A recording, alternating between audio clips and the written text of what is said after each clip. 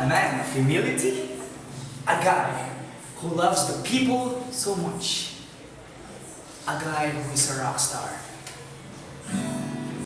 The Pope is scheduled to arrive at Villamor Air Base in Pasay City at 5:45 p.m. on January 15.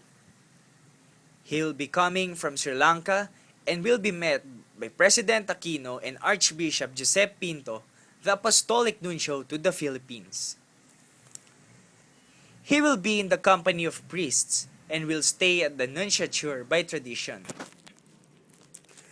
Pope Francis, on January 16, will visit the Malacanang Palace for a courtesy visit in the morning.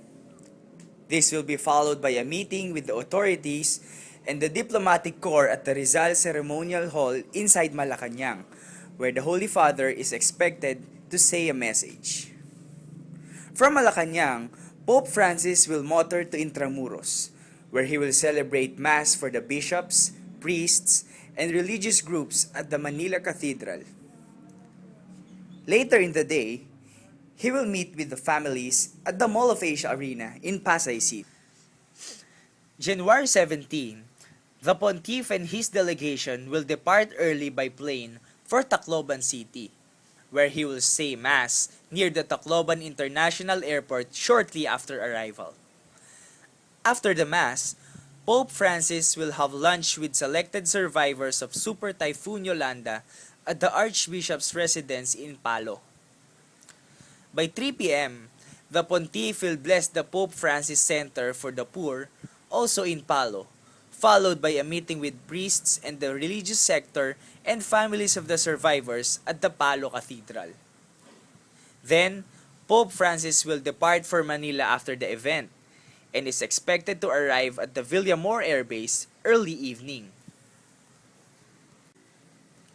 On January 18, Pope Francis will go to the University of Santo Tomas to meet religious leaders of the Philippines.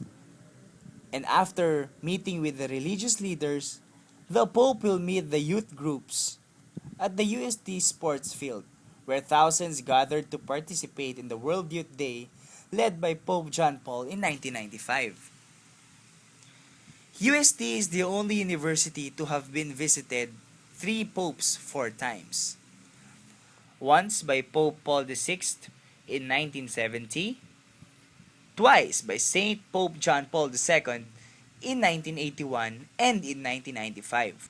After UST, the Pope will have a motorcade from UST to the Quirino Grandstand for a concluding Mass. And on January 19, on the last day of his visit, there will be a leave-taking ceremony at the Presidential Pavilion of Villamor Air Base in Manila at 9:45 a.m.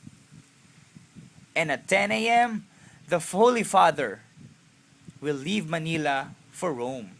It's to know and love and serve the Lord.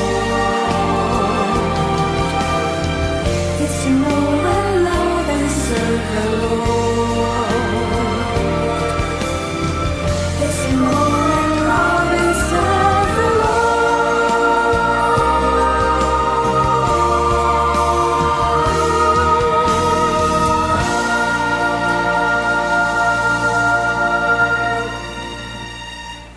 Philippines, let us all welcome Pope Francis.